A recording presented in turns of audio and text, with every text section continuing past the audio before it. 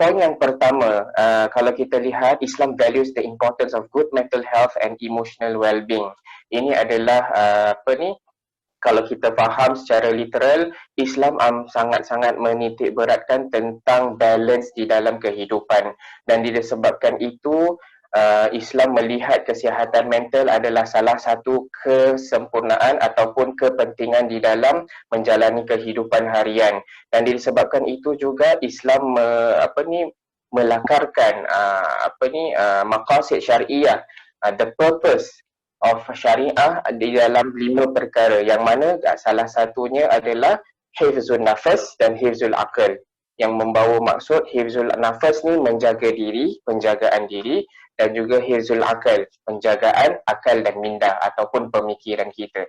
Dan dari situ kita lihat bahawa Islam sangat mementingkan kesihatan dari semua aspek, lagi-lagi di dalam kesihatan mental kita. Dan kalau kita lihat dari segi kesihatan mental, Al-Quran banyak menyebutkan tentang healing process. Kalau kita lihat, banyak kalau kita approach asatiza, kita mengadu, mengadu dan sebagainya, mereka akan sarankan kepada Al-Quran. Sebenarnya kalau kita lihat betul-betul ni, Al-Quran dia memang syifa, dia adalah penyembuh. Tetapi penyembuh yang macam mana tu yang kita kena lihat, kita kena tahu.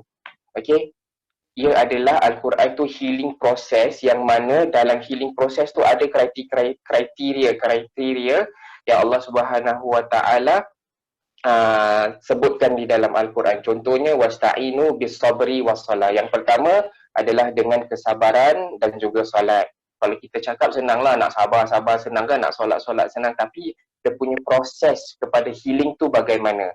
Kalau kita lihat dalam Al-Quran, dia sebutkan banyak ayat tentang sabar. Kerana apa? Sabar tu disebutkan, it reflects back on how we see things. It reflects back on how we perceive things. Sabar tu mendidik kita sebenarnya, Islam mendidik kita untuk melihat sesuatu perkara dari segi positif, dari segi perspektif yang lain. Sabar mengajar kita untuk melihat kepada mengurangkan emotional distress, untuk memberikan quality of life. Sabar itu sendiri yang Allah ajarkan di dalam Al-Quran. Dan kalau kita lihat sendiri kan, Allah sebutkan di dalam Al-Quran, a'udzubillahi minasyaitonirrajim, la in syakartum la azidannakum wa la in kafartum inna adzabi lasyadid. Allah sebutkan, kalau kamu bersyukur, nescaya aku akan tambah. Allah tak cakap Allah tambah kat mana, tetapi Allah will very surely tambah. Walaupun kadang-kadang kita ni rasa susah, rasa sempit dan sebagainya, kalau kita bersyukur kalau kita bersyukur dan kita bersabar, we will be automatically feel the abundance. We will feel rich even though we are not rich. That's the beauty of sabar and the beauty of patience in Islam. Dan pada waktu yang sama, dia memberikan sabar ini memberikan satu worthy goals, membuatkan kita pandangan kita lebih jelas untuk apa yang kita akan lakukan. Itu perspektif Islam tentang mental.